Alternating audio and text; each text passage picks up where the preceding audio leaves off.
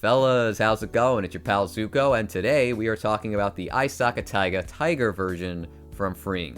Now, this video is probably going to be a little controversial. You've read the title, you get the gist of what's coming up, but unfortunately my opinion seems to be very different from what everybody else is saying about this piece, which is fine. If you bought this figure and you loved it, that's great, money well spent, but my opinion of this one is a little complicated. But before we get into that, I do want to set the scene a little bit. A year ago, the bunny version was released to a lot of people's excitement. Most people loved it, myself included, but 2 months after the fact, this figure went up for pre-order out of nowhere, and it kind of rustled some feathers a little bit. People weren't necessarily too happy.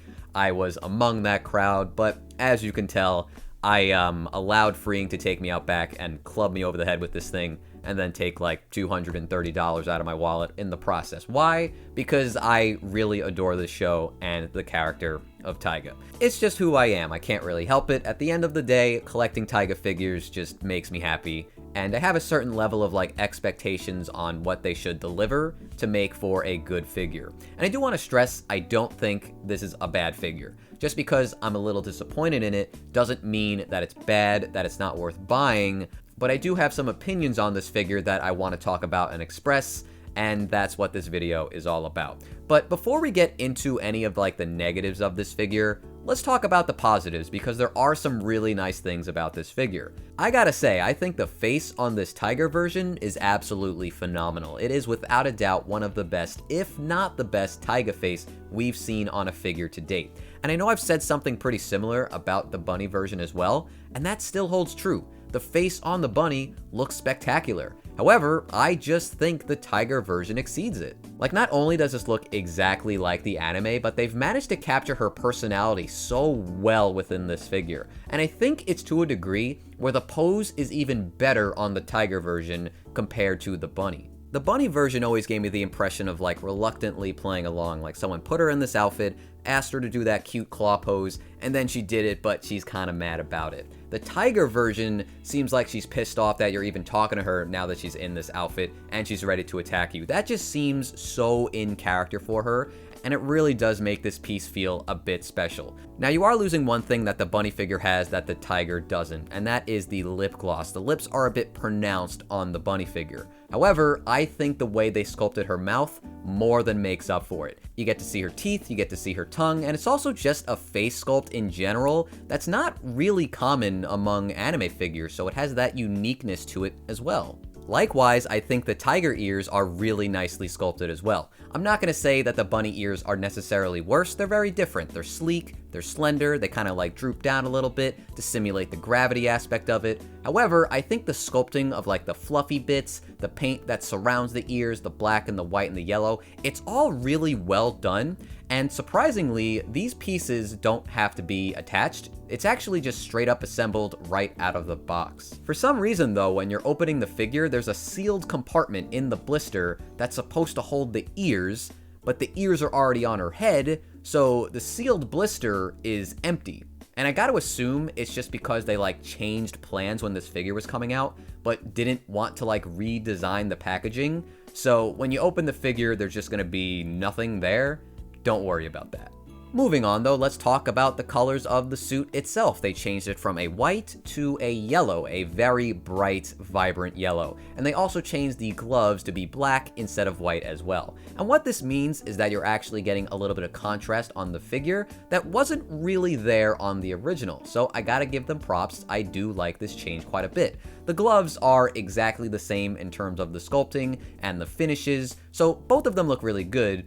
The bow ties, however, are slightly different. The Tiger bow tie is shiny, whereas the bunny's bow tie is a matte finish. And I actually do like the matte finish a little bit more. That's just kind of personal preference though, and I think overall the colors will just be to your, I don't know, personal taste. However, I gotta say, I think the white suit has a little bit of a better paint job to it, which is kind of surprising, but if you take a closer look at the white suit, you could see there's some like soft blue airbrushing throughout it, which just kind of helps define her body a little bit. If you look at her cups or the tummy, you could very easily tell what I'm talking about. And they even do some airbrushing on the heels and the bunny ears as well. I think they went a little bit overboard on the bunny ears, but that's just my opinion. When you look at the Tiger version, on the other hand, you're not getting that extra airbrushing. You're not getting any shading applied to this figure. It is all one simple yellow color. And that's fine. It doesn't look bad, but I don't think it necessarily looks as good. And you kind of have to let the lighting in your room or like wherever you're displaying this figure just help define like the curves of her body and whatnot. Overall though, I do like the colors of the suit as it matches with the whole tiger aesthetic, which is important. They also changed the color of the base to be black instead of like a yellowish orange, which is good. I don't have any complaints about the color itself. It contrasts with her heels really nicely. However, this thing is a fingerprint magnet. I'm sure the original base is as well, but considering the color, you're not gonna see it. You touch this base at all, you're seeing smudges, so be really careful and just get ready to like clean it as soon as you find a place to, have it in your room. So that was most of the nice things I had to say about this figure. Let's start talking about some like odd decisions that they made, starting with the stockings. Now, if you're looking at these stockings, you're probably wondering, what the hell am I talking about? They look exactly like any other bunny figure. And you're right, they look exactly the same as the bunny version, but that's where I draw the issue. If you looked at any promotional images of this figure during its pre-order phase, or you saw it in person, say at like the Ami Ami store over in Japan, or hell, even on the box itself, the fishnets were supposed to be darker. And I find it so odd that they changed this last minute. And I don't think this is necessarily a bad thing, but I do feel like it's odd that they just flat out lied about this. And I mean, I'm not crazy. If you literally put the boxes side by side, you can see that their legs look completely different. So I just don't get this decision at all.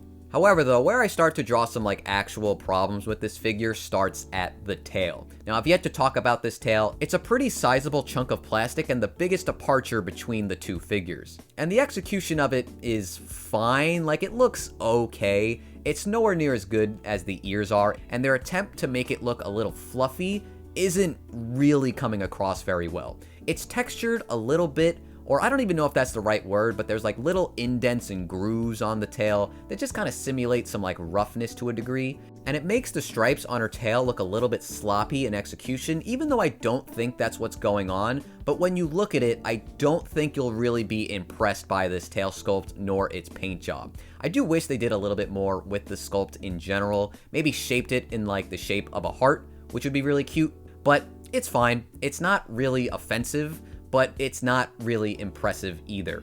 Lucky me though, someone at the freeing factory decided to leave me a little extra present on my figure, a little yellow splotch of paint on the tip of her black tail, which means we're looking at some quality control issues now. I don't even know how this happens when the yellow is so far away from the black, but every time I look at the back end of this figure, which I'm doing all the time while making this video right now, as I glance over at her, I see this yellow spot of paint and it just bugs the hell out of me. I don't think it's the biggest deal because it's on the back of the figure, so unless I'm trying to sneak a peek, so to speak, it's not really gonna be in my presence. However, it is some sloppy execution that Freeing just didn't decide to clean up and felt like this was good enough to send my way. Now, if this was the only issue I had with this figure, wouldn't be a big deal. But if that was the case, I wouldn't be making this video, so there are some other issues with this figure that I've found so far. Another one is actually on her heel. On her right foot, there's actually a black scuff, which I actually didn't notice until sitting down and putting her on this desk.